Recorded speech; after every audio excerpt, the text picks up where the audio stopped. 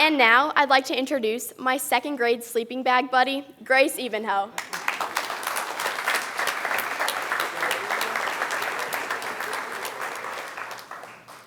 Hi, I'm Grace.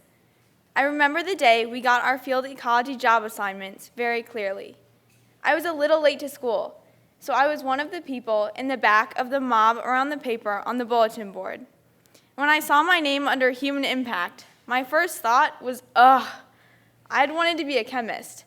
Then I noticed that my name was the only name under human impact. In that moment, the thoughts going through my head were something like this. What? Why am I the only person? That's not even my second choice. Why do I have to deal with a job I don't want and be by myself? I won't even have anyone to complain to. So it's safe to say that the day was not off to a good start.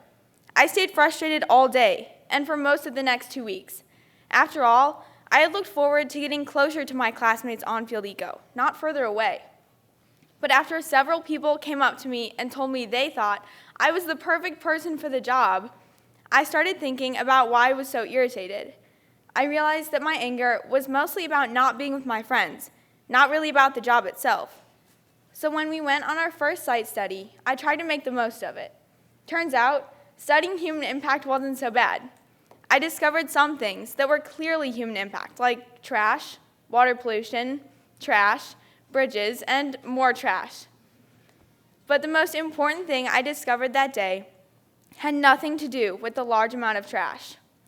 I found that human impact affects everything from chemistry to zoology.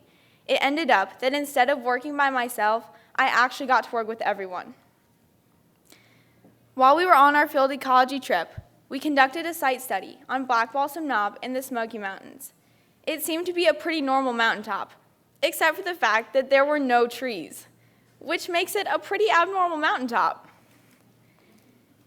But most of our class, including me, went on with the site study and left the tree issue for the botanist to deal with. It wasn't until later that night that I realized how everything strange about Black Balsam Knob was connected. One of our teachers, Kevin Roach, told me that there had been coal and oil fires there that burned the soil, making it impossible for trees to grow. This important conversation made me realize that the whole no trees thing was human impact. The fact that there were hardly any animals was human impact. And the erosion, that was human impact too. But after I figured out what was going on with Black Balsam Knob, I kind of just forgot about it for the rest of the trip. It wasn't until our day at the Outer Banks that I realized human impact is more than a science. I realized that human impact isn't something that can be forgotten because we are constantly impacting not only the earth, but each other too. Everyone we come into contact with is impacted by us because we are all linked together like one big ecosystem of people. This past month, our 8th grade class did a honeysuckle hack for our service learning theme, Now What?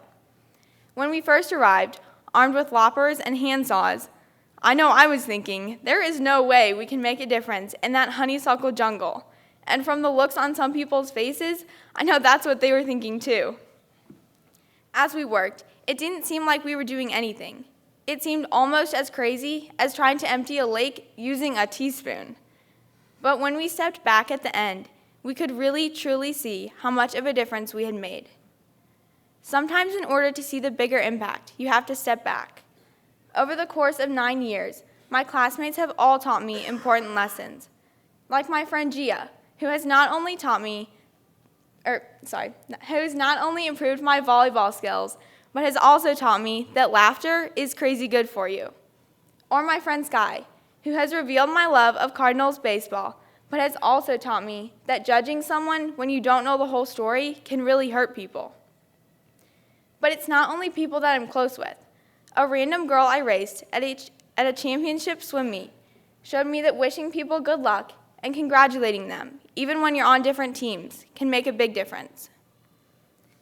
Thinking about how I've impacted people was one of the hardest parts of writing this speech.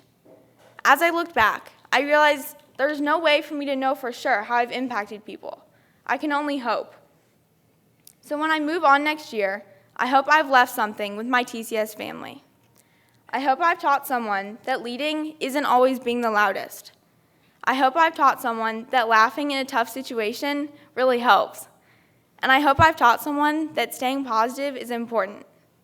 But most of all, I hope I've taught someone here tonight that the most powerful impact takes time, and the most powerful impact lasts forever. So tomorrow, when we all say goodbye to TCS, we might leave the building behind, but we can never leave behind the impact we've had on each other. My name is Grace, and I believe in the power of human impact. Thank you.